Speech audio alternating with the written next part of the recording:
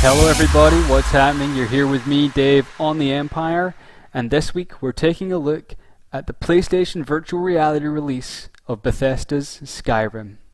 Well, you join me here in Bleak Falls Barrows. I'm just at the start of the game. I'm not even a few levels in, but the first thing that I can tell you about this game is it's Skyrim. And that in VR is already a great thing to be able to say. I mean, a lot of virtual reality games are relatively constrained and short experiences, but with this game you get the full release of Bethesda's 2011 classic, Skyrim. It's realized in virtual reality, which means that whilst you're seeing a very flat screen and constrained view, I can look around and see the world in a depth and, popping sort of 3D. Now, if you look over there, you can see the shadows are a bit flaky. And they are. The game's graphics are, well, they feel like they're from the 2011 release. It does take a little bit of getting used to. Certainly when you fire up the game for the first time, and particularly as you go through that intro scene where you're sort of being taken to the headsman's block. For a VR game, that's a very unusual experience because you are so choreographed and constrained. Once you're through that and you've collected your character, you've selected and built your character, and you've moved through the tutorial, well, it's Skyrim, You've got freedom and chances to go and do things, and you get all those options and this massive play world in which to go around and do cool stuff in. And if you want to see cool stuff, then, like a very straightforward example of that is, this is a bow and arrow, but it's a bow and arrow in Skyrim, which means, all of a sudden, I can actually aim a bow and arrow, and that's awesome. That's really cool. If I bring up my menu and I go in here and I swipe through to select a sword, like so, bring that up, I can set things on fire and swipe a sword. Oh, there we are. Lockpicking's a bit crap. I would prefer it if you actually had to, do stuff, but I guess they couldn't do everything in VR. Now, to move in this game, you've got two options. You can either teleport, which uses the button on the left move controller, and you point it at where you want to go, and you push a button and you hop there, bump, bump, bump, bump, and you just, it's like a frog moving. Or you can go for smooth movement, where you hold down the button and it walks you, and the direction that you point the left controller in is the direction that you're walking in. You can see that it blinkers your vision quite dramatically when you do that. It shrinks your view. Now, that's not really a huge problem, because actually the chances are that when you're getting into the fighting and stuff like that, you stop moving so that you can start hitting things. Perhaps rather than tell you about it, I should simply just show you. Oh, there you are.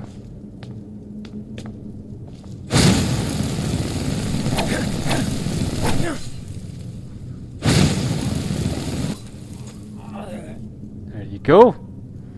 Easy, wasn't it? So, when you're moving through menus and things like that, you just grip one of the pistol triggers and you swipe, and that navigates you through your menus. It sounds clunky, but it actually works quite well, and it works quite quickly. I found the controls in this to be quite easy to work through relatively easily, which was nice because it's a big game. There's a lot to see and do in it, and so being able to get to grips with the controls quite easily in a way that doesn't cause a lot of carnage. What was up there? The whale. Yeah, it's nice. It's very enjoyable. There you are. I've done that puzzle. Let's see if I die now. Hey, success mine. Thief. Ooh. So you can swipe and you can look in and you can do stuff like that, and it's quite cool. Virtual reality changes the way that you experience gaming. I said this when I reviewed the PlayStation VR back in 2016, and my opinion hasn't changed. Oh, you son of a bitch.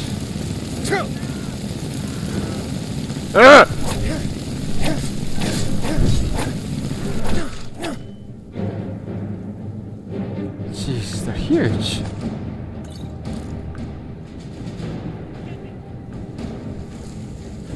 Oh, don't like that.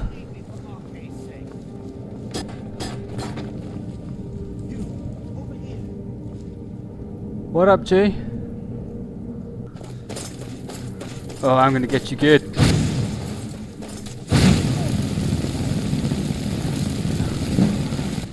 Not so swift, where are you, buddy?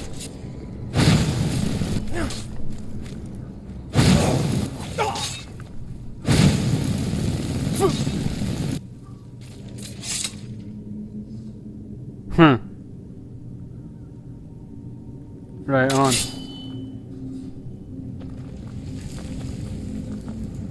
So yeah, what do I enjoy about this game? Well, it's Skyrim. I mean, Skyrim is one of the greatest adventure games that's ever been released. It's been doing a great job at maintaining relevance in the world since 2011. I mean, that's pretty significant, because I can't really think of many other games from 2011 that I have played to anywhere near the same level as I've played Skyrim. And here I am, playing it again. Oh, there you are. Find the secret of Bleak Falls Barrow. Okay.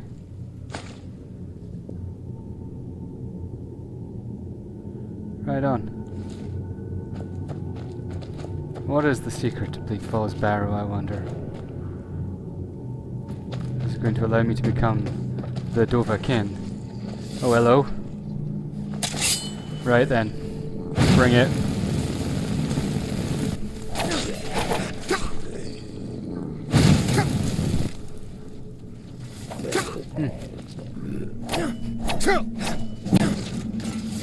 Yeah.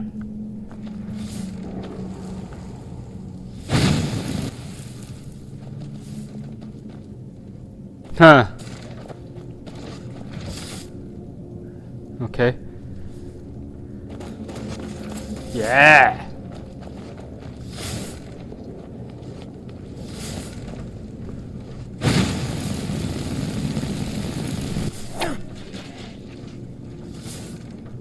Not bad.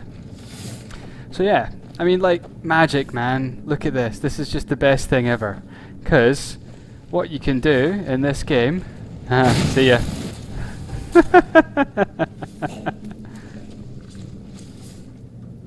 Where were you? Hi!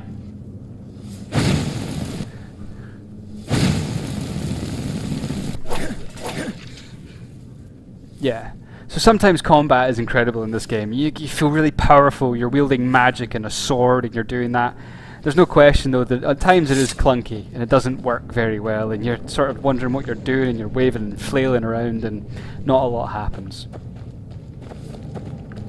That's not to say that it's not fun.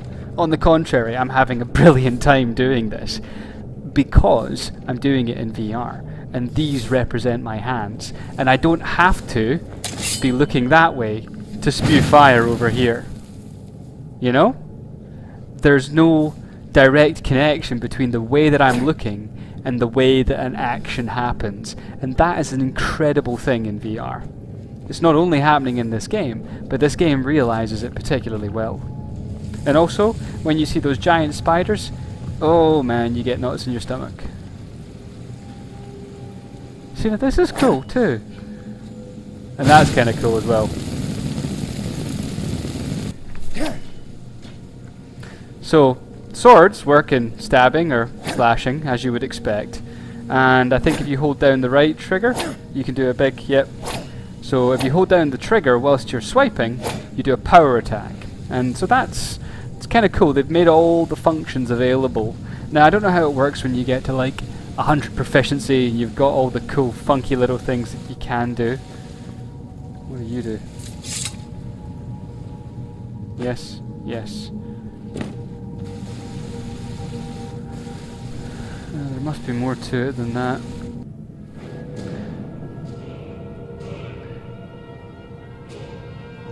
See, now this is cool.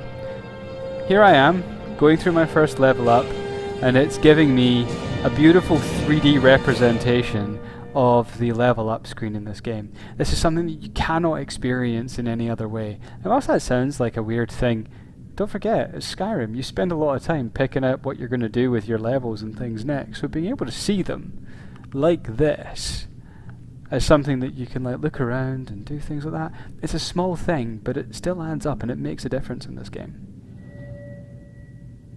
So, should you buy Skyrim VR? Well, if you've got a PlayStation VR, then yes, you should, because it's undeniably a great way to experience Skyrim. It's not the best way to play Skyrim. If you wanted to play this game for the sake of playing this game, then I would recommend that you play it on a PC, or, you know, get the enhanced edition. But if you're looking to experience Skyrim in a VR environment, which is unique and not something you can find anywhere else, then this game delivers that. And it delivers it in a pretty decent way. Like I said, combat controls can be a little bit clunky, and there's a bit of not disappointment, but you know, certainly you look at the graphics and go, I remember these looking better. And you do, because you've probably played it in another format where it didn't have to be so pared back to be able to deliver a 90 frames per second experience in the PSVR visor. That doesn't make it bad. It just means that you have to reset your expectations when you fire this game up. And that's easy to do because you're busy looking around and gawking and figuring out how to move and then figuring out how to fight and doing a bunch of cool stuff.